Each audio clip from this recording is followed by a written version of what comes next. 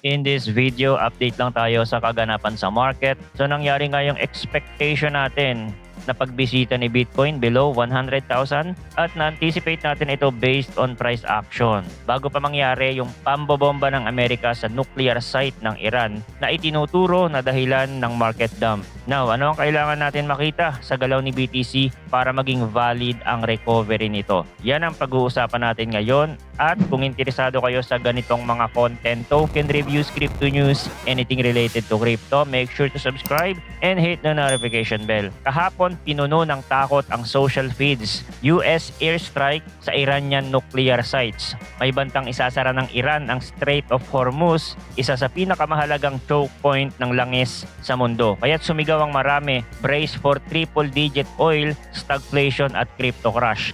Pero kung susundin natin ang payo ni Charles Bukowski, the crowd is always wrong. Makikita nating iba ang nangyayari. Sa halip na mag-vertical take-off, gumanap lang ng 3% gap up ang Brent at WTI at agad binawi halos lahat ng gains.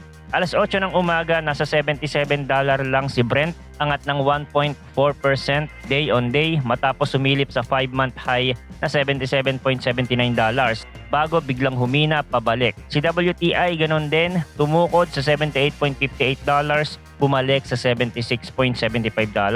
Ayon sa analyst ng ING, malinaw sa pagka-flat ng price action na hindi naniniwala ang market na tototohanin ng Tehran ang pagbabanta nitong isara ang Hormuz. Dahil 80% ng oil flows na dumaraan doon ay para sa Asia, lalo na sa China, at bakit nila guguluhin ang sariling kaalyado. Dagdag pa ng energy expert na si Anas Al-Haji, itong close Hormuz card ay inulit na raw ng mahigit 15 beses mula dekada 80 para lang sa domestic propaganda. Kung seryoso man, kailangan pang sakupin ng Iran ang bahagi ng dagat ng Oman.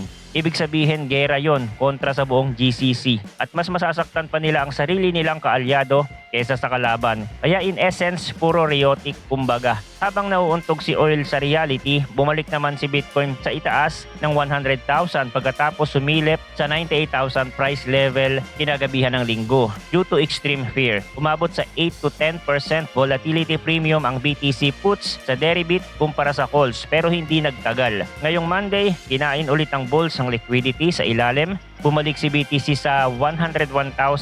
Mahalaga rito ang technical na support sa 100,000 price range, exact horizontal line na 2 beses ng pinangkapit nitong linggo. Sa mismong chart, makikita na noong June 5, sumalo ang buyer sa level na yon.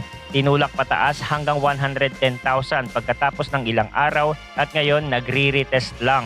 Ibig sabihin hanggang hindi nababasag cleanly ang support at hindi nagko-converge ang price sa 100 at 200-day simple moving average sa 95,900, mananatili ang bigger picture uptrend. Kung sakaling bumagsak, doon pa lang mag-on si risk management mode. BitMEX co-founder Arthur Hayes nag-tweet pa, "Weakness shall pass." At di magtatagal, maliliwanagang safe haven si BTC lalo't patuloy ang money printing ng mga central bank.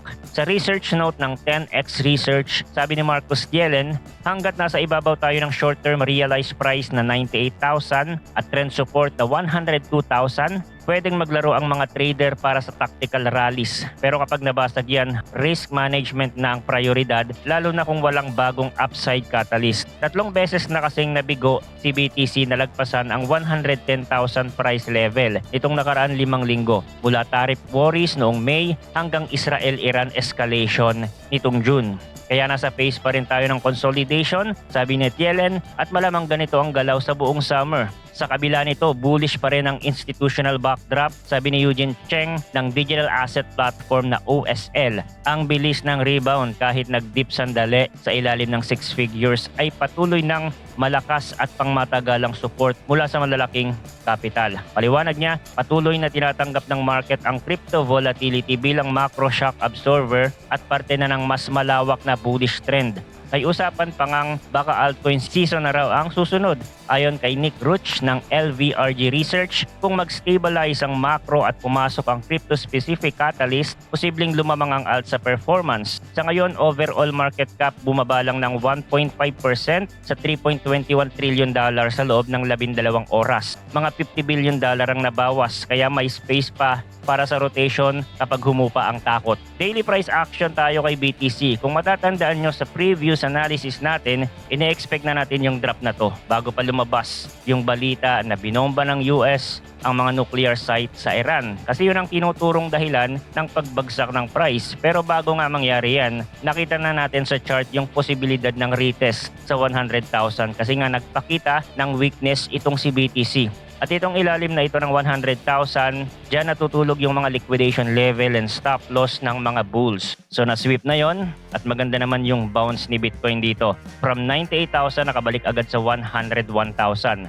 Meaning maraming buyers ang pumasok. Nasusuportahan pa din ng 100,000 support. Nakabalik na ulit siya sa range. And we have to wait na mag-close ang daily na ito para masukat natin yung strength ng bounce. Kasi hindi pa naman siya tapos as the time of recording. Kailangan lang naman mag-close siya above 100,000, the higher, the better. Kasi kung bababa ulit yan, then we can consider it as a weak bounce. Pero for now, it's a good bounce. Bulls are buying the dip.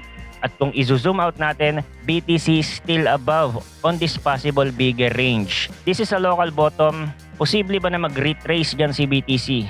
There is always a possibility. Kasi ito nga yung matuturing natin na local bottom pero medyo mahihirapan ang bears doon. Kasi nga despite the bearish sentiment, takot ang mga investors, still nananatili nga sa 100,000 above si BTC. Kasi kung totally nagpanic na ang mga whales, big investors, then hindi lang dapat ganito. It could drop negative 30% in a day. So far, walang ganon. Nasa bullish trend pa din ito. Hindi natin alam kung ano pa ang mangyayari sa Middle East since nakialam na nga ang US. Hindi naman first time ang mga ganitong pangyayari. At kahit nga lumala, magkaroon ng escalation, ang market tuloy pa rin yan. Na-discuss na natin dito yun sa channel nung kainitan ng Ukraine-Russia war na kahit noong World War II, bumagsak ng ilang buwan ng stock market, then naka-recover din. Okay? So yun lang ang crypto update natin for today. Thanks for watching again. Good luck and see you on the next video.